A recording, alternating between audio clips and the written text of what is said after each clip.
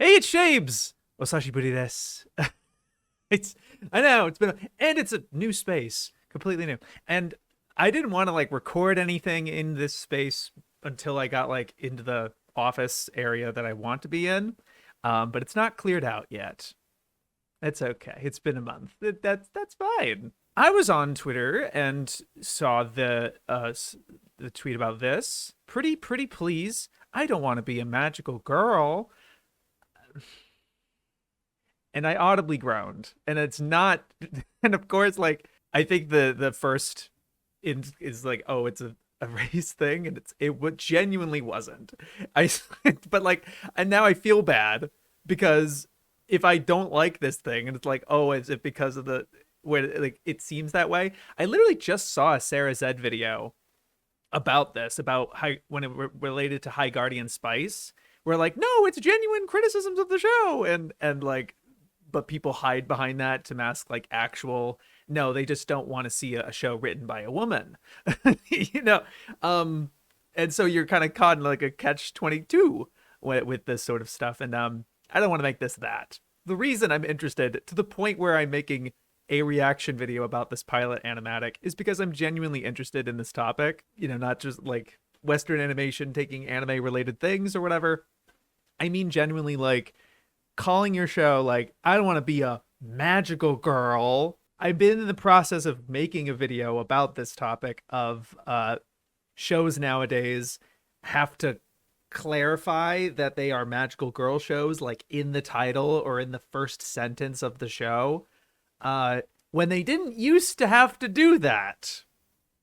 Back in the day, they didn't. That wasn't even a term. It wasn't a codified, like maybe with among some fans and stuff like that, but they didn't start really calling them magical girls in the shows themselves until like the 2000s or so, when they were starting to be parodies of these shows. And then you get more otaku centric. And so these shows that are magical girl series that are being made explicitly for guys and not, for what they used to be, which you would imagine are for little girls. No, some of the some of these magical girl series are not really for little girls. Isn't that interesting? And I'm certainly not one of those people. I'm not in that demographic, but I am a really big fan of those shows that are targeting that demographic because they are made in certain ways, and they don't have to. So like branding your show this way, it's like, okay, I'm interested because I'm a magical girl fan. I've seen over 1,000 episodes of this stuff, but is it one of where does this land? The title gives me that knee jerk reaction of you're going to be more of like a commentary on the genre and not like embracing what it really is. And like, is there going to be like a cynical mascot character and he's like cloying in like a haha, it's like the other, or is it just going to be like genuinely endearing, like that's a cute mascot character that means a lot to this character, to this other person or whatever. I do know about the premise is that like it's a transfer student that is a magical girl and doesn't want to be, and the kind of the perspective character is someone who wants to be. That is another trope of these shows nowadays, like Acro Trip, or was obviously gushing over magical girls. But in both of those cases, they end up being on the villain side. Oh, you can't just give the girl what she wants. You can't be like Ojamaja Doremi, who wants to be a witch and gets to be one, and she's ecstatic, and it's the best shit ever. I don't know. I that's my preference. That's my favorite magical girl anime, and anyone that are remotely like that show, I like a lot. I'm actually watching through not really a magical girl show, but the show that the same creators made prior, Crayon Kingdom. That's a banger. I've been loving that show a lot, but it's not a magical girl show, obviously. It certainly has similar vibes where like I think magical girl fans will really, really like this show, but not for the similar, like maybe not for people who like Sailor Moon or something. But that's the same director as well. Junichi Sato, that's your guy, Anyway, I don't want to be like, oh, I know what I'm talking about. But like, it's it's more like I'm not coming from this as like, let's hate on a cartoon or anything like that. I'm just curious. I'm very interested. I wouldn't have recorded this otherwise. I would just keep this shit to myself. What I want from this, I want it to be funny. I just want this show to make me laugh, and it's cute. That's what I want. That's what I want for a Magical Girl show. Please. Hi everyone, I'm Aika, a normal girl of average talent living an unspectacular life. I just moved to this quiet little town where nothing ever happens, and it's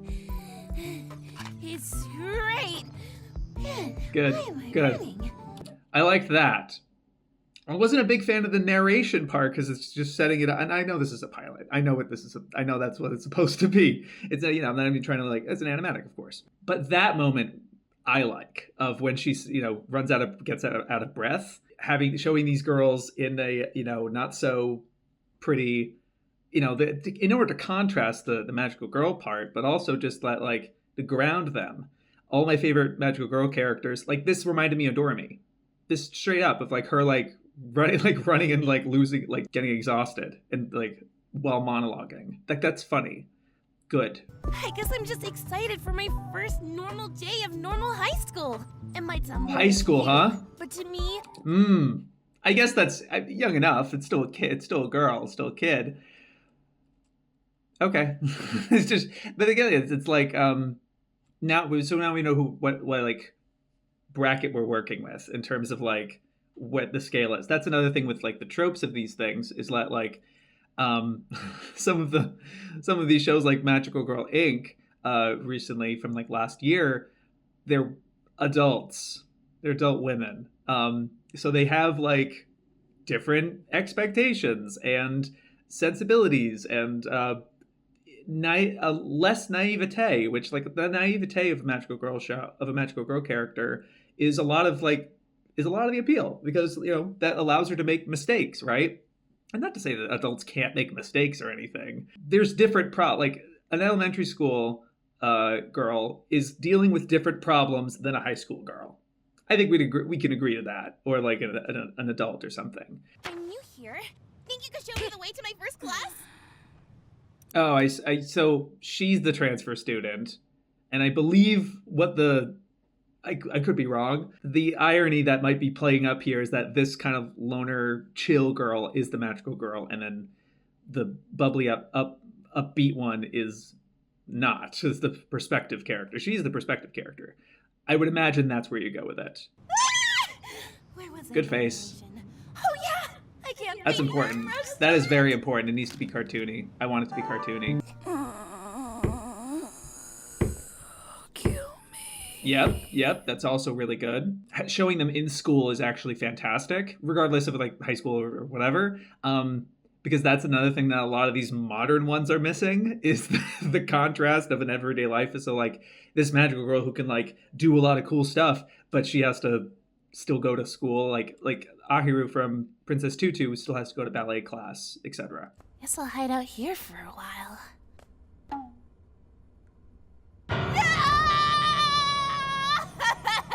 Oh, okay. That's playing my expectations. I was actually correct about the premise, but the personalities are very surprising. That like very upbeat for like the kind of character that a magical girl would be, yet doesn't want to be that person. That's interesting. Get off that dirty ass floor. God, you're dramatic. I'm 15. Whatever needs to be done can be handled by the others back home. Sorry for putting you in a box, but I need this. Please go. That's cool. So she's a Majoko, as in like not a human that gains powers. I think she implied that she's from an alternate world, and then trying like I need this. Like I want to be in a regular life. So she's kind of going the Sally the Witch route, which is really great actually, because that's very rare. Most people like assume it's the Sailor Moon Himitsu no Ako-chan type of like that's all that they are, and that leads to like not as interesting things. But this is great. Call me if you need me. What? What was that? What? pretty Nothing. good. Don't worry about it. Bruh, some kid got a perfect score on the quiz. The curve is fucked. Swearing. Okay. All right. Okay. Yeah. So this is now gated to like this is not for kids, right? So it's like, which one are we doing, right? And it's like, well, we can't have a magical girl for adults. How about one for everybody? How about one for like Sailor Moon could be for all people? I could like. All right. Yes. Am I melting down from from a background character saying "fuck" in a magical girl show? Yeah. Yeah. I don't know about that one. I don't really agree with that one personally. And like, do high school kids say "fuck"? Yeah. But this is what I mean of like putting them in a high school setting and as opposed to a middle school setting or an elementary school setting. Like you scale up in age or whatever. And it's like, would there be a scenario of like the girl doesn't want to be a magical girl in elementary school or middle school? Like, would the age matter? Yeah, I think she would still. You could still have a character like this and have them in a younger demographic and not saying fuck. I didn't say that. I'm not like she says fuck, but like that's a tell. You know what I mean? Like, who is this aimed for? Like, where would this be airing? Nickelodeon? Not like that. You know what I mean? You see, I'm kind of a loser. Wow! A real-life high school loser! Whoa, okay, I already said it. No need to rub it in, you know? Why? Being a loser's awesome! No one bothers you. Hell or yeah. expects- I mean, the other girl, like the other magical girl, like MCs of the canon, probably wouldn't say it that explicitly. Like they probably would be like, but Usagi, huge loser. Yeah, Doremi, huge loser. Duck, pretty significant loser. Normal girl of average talent and zero secrets. Okay, well, Yeah, there. That's good to reiterate. Like reiterating that. I'm also thinking that like, and it maybe just it's like a modern sensibility. The other Majoko titles, and I recognize that like a lot of these are older because you know Sailor Moon kind of really usurped what people's perception of it was, and they really were normal girls that become magical girls. But I really like that this one is a Majoko, but it's different from a lot of them in that they're keeping the secret from the audience too. Like they lied to you in the narration at the very beginning of her being like, "I'm a normal girl," right? I at least bought into it actually, but the show was lying to you effectively. That's interesting, and that's a whole thing as well with the concept of secrets and stuff like that. I've realized that I have not been recording on the fucking. Very cool. Oh, I'm so rusty, I guess. Oops. Okay. Where the fuck? Yeah. The fact that they were keeping a secret from the audience as well is also very interesting. The concept of secrecy in magical girl anime is very ubiquitous. Like that's such a core concept, and this one's playing into it as well, which is great because ultimately that's like the main crux of the show. You know, depending on the show, I guess. A lot of them kind of ignore it, but it's still there. I would like to see if this one continues on like the secret, but like, you can't tell anybody because XYZ or something. I will also say that the anime, That's bad. the anime aesthetics have been pretty good so far in terms of, you know, a Western cartoon mimicking anime. Yeah, it's pretty good. it's just one of my favorite mangas. Moon Sailor? I know it's kind of childish Yeah, her- sometimes, but it has cool lessons about friendship and being a hero, and you know what? You can just hit me with your car if you want. It's fine. That's interesting. Of like the magical girl fan here is like, it's got a lot of lessons, guys. Yeah, that was obviously my response. Like it's very, you know, when you're like older and you're encouraging this stuff. And I've realized with watching a lot that the reason I keep watching, because it's like, yeah, it has nice lessons. So does a lot of other media in general. It's like, why Why this specifically? No, but it's because it's so fucking funny and cute and just like I just like have a really great time, like an enjoyable time watching it. I'm surprised she's able to get that from the Sailor Moon manga and not, Sailor Venus. That's the real shit. You check that shit out. It's only 2 volumes. And it's way fucking funnier. It's so much fun. It's a very self-serious manga, Takeuchi's manga of Sailor Moon. It's very, very self-serious. I just I preferred it when she was a lot funnier. The manga's Sailor V. great, don't get me wrong. It's just Yeah. genre. It's just genre. Okay. So like, yeah. They'll probably use like I'll be wondering to see what kind of commentary they give on the genre. Like literally even very, very metatextual. Great. Show yourself. Oh, Kurt's not this guy. For real. He just... I already had a reaction to that School too. alone. It's Eclipse, servant of darkness. Zira, if you ignore him, he'll go away. Come on. Oh, and who might you be? Shove it, Moon Man. Let's get out of here. A moon man? How dare you, worm! I said my name is Eclipse, servant of darkness. I will smite you. Do it. You won't. Don't test me. I Like this is a funny scenario. I really like her this is very in media res. I don't know, my brain's just not working right. Like I can't remember shit. Oh, I'm cooked, bro. I haven't done digested forever. In these scenarios of a monster or a bad guy like this, he would have a motivation to do things. He's just kind of shown up and he's looking for her. They're caught on the interaction here and not necessarily on the scenario. Do you know what I mean? And that just for me creates it. It's like more about the commentary here and the dynamic at play, but it's not being couched in anything that you have to build upon, right? But I guess it's I'm more sensitive to these sorts of things because the show is very clearly trying to be in the title, right? Even just trying to be subversive, right? That's what gets me kind of got kind of like her actually, of just genre and her an aversion. Don't hurt my friend!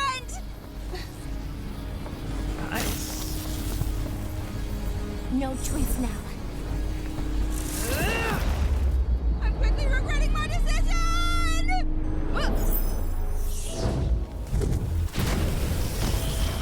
Well, she reveals the secret to her pretty immediately. Okay.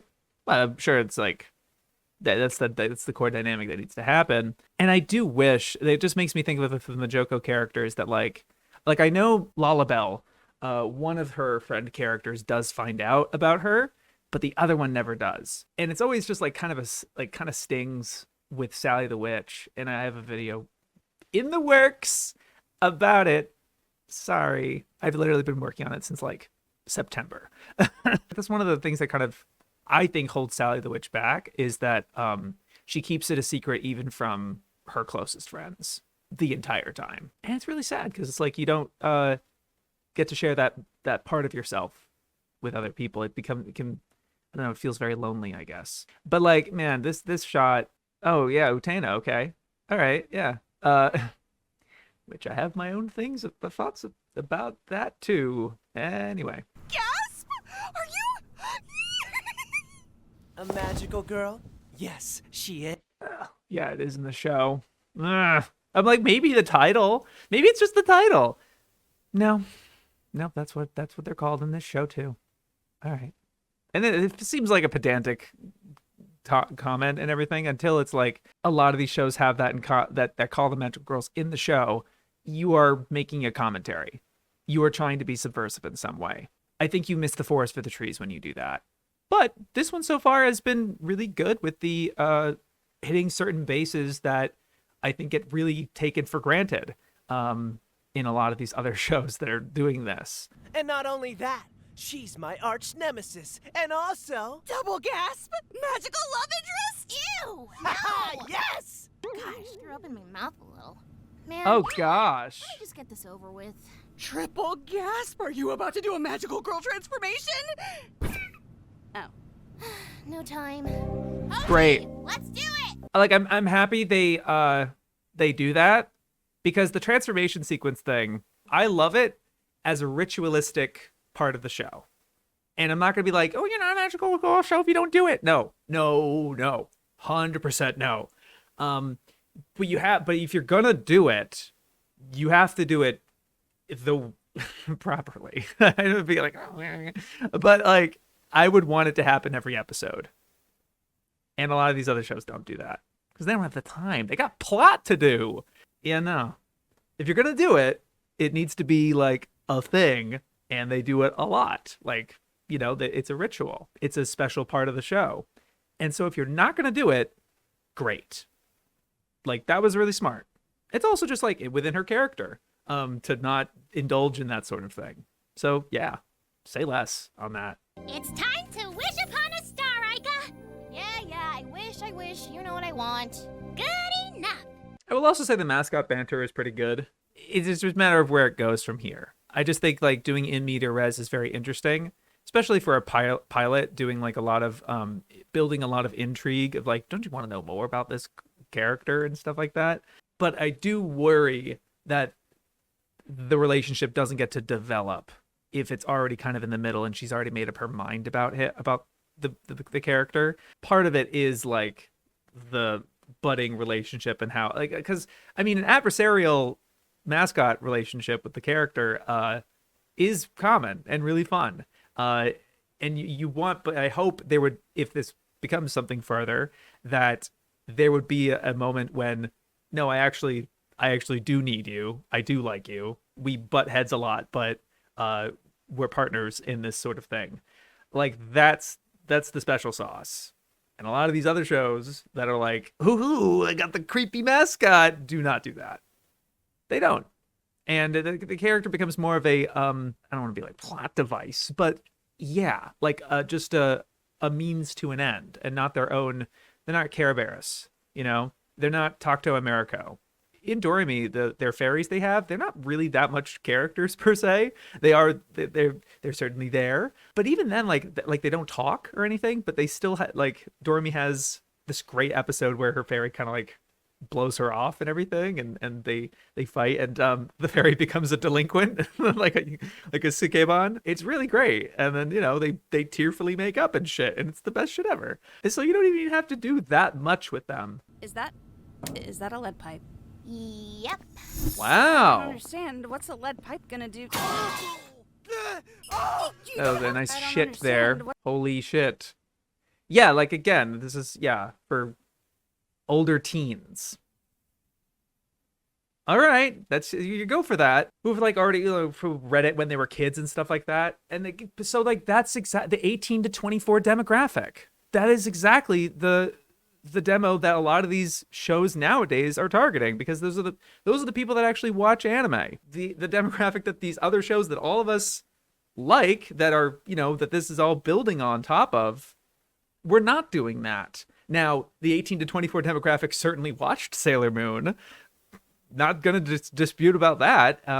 Even Minky Momo from the 80s was like a big shift in direction from that, because that was the first. It was like, okay, yeah, the people that are actually watching this are more older nerds, guys. That's interesting, you know? And the Pierrot shows were being made around that, and they're also being made by those people. And that's just anime writ large, which is very, very interesting, with like seeing the creators very early on didn't grow up with anime. They grew up with movies, they grew up with books, they grew up with, you know, yada yada. And so they made stuff that was sensible in that way.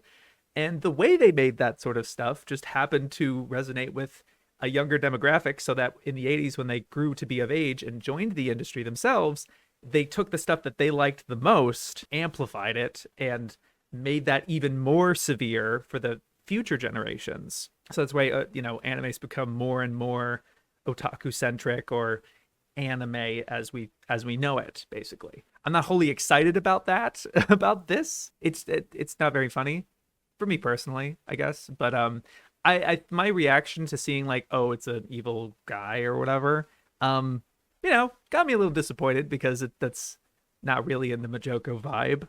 There are characters like that, don't get me wrong, but I don't know, just the way it was going, it's like, okay, it's one of those. Oh, you don't have like a magical star beam or energy blast or something? Wow, those are really crazy. So that's how you know it's a Western show, is those flip flaps. Those were highly specific. Wow. And that's the interesting contrast. It was like, you're watching a Western cartoon despite having a very Japanese genre, with a character named Hoshi, Japanese for star, and katakana in the logo of the show. And you're a black magical girl? I know that's right. Yeah, I agree with that, by the way. I don't want to diminish that whatsoever. Well, truth be told, I don't want to be a magical girl. Oh man. Yay, it's time for class!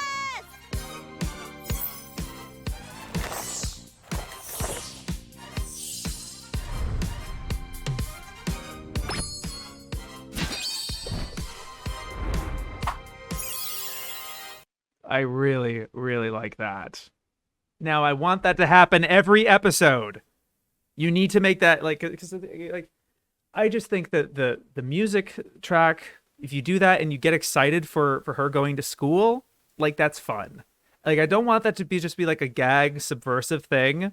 I really want you to continue doing that. Because, that tradition going back from Miki Momo as well as Sailor Moon, they call them bank shots, basically. And it's just a way to save on the number of drawings. You can recycle it. And it creates a significance and a ritual to it that I want. And that's a really great twist on it that I don't think I've seen. And I'm honestly thrilled. I don't know if I look thrilled really. But the moment I realized that that's what this is doing, is that she's excited to go to school, is really great.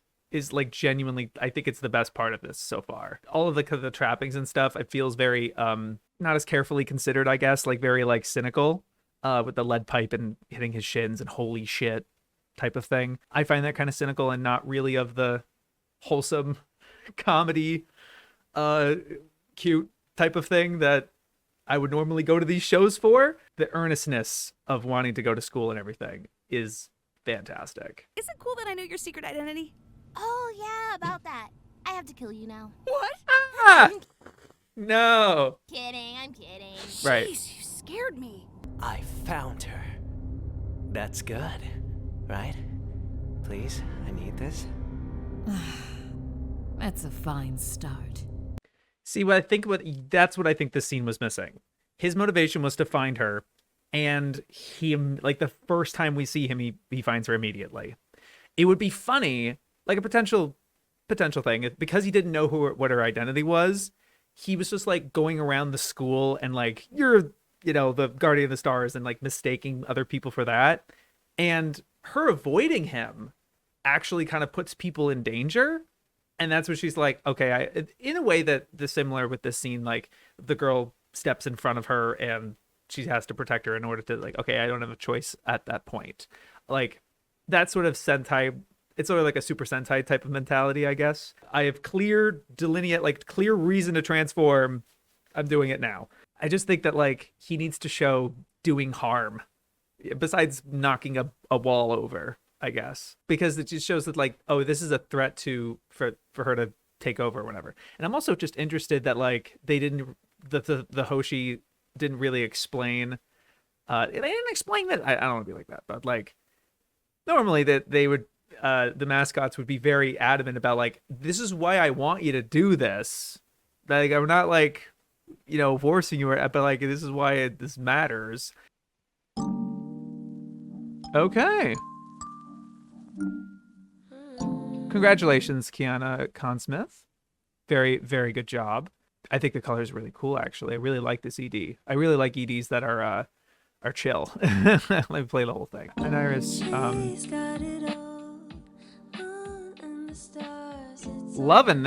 loving this track. I knew I heard that voice somewhere, Alex Lee.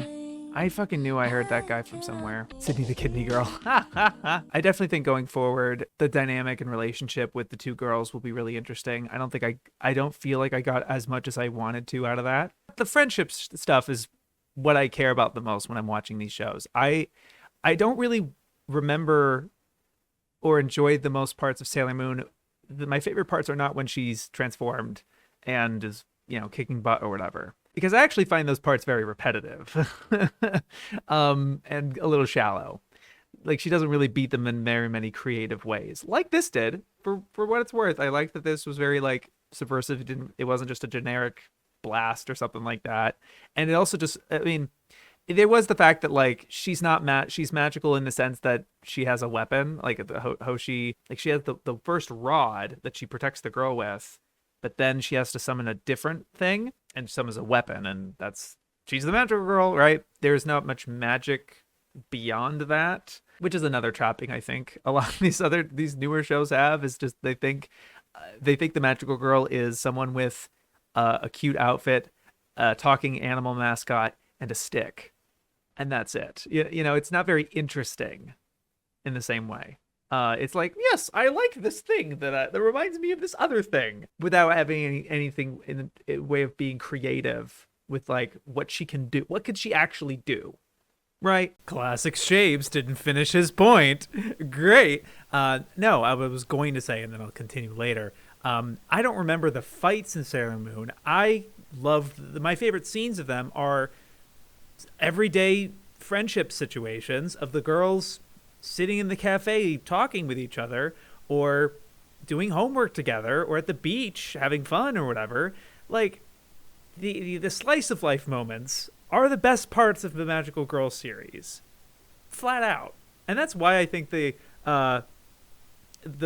approach of magic-centric Magical Girls as opposed to action-based, like that was why I was disappointed to see the dark, villain guy, because I knew that's what it was going for. It wasn't going to be a kind of magical girl that she has magic, doesn't like using it, but she can use it and she can do all sorts of cool things with it. Instead, like the most we know that she can do as a magical girl is summon a lead pipe. I guess that's kind of all right, sure, but like no wonder she's disinterested in it, right? Because that's kind of that's kind of shallow, right?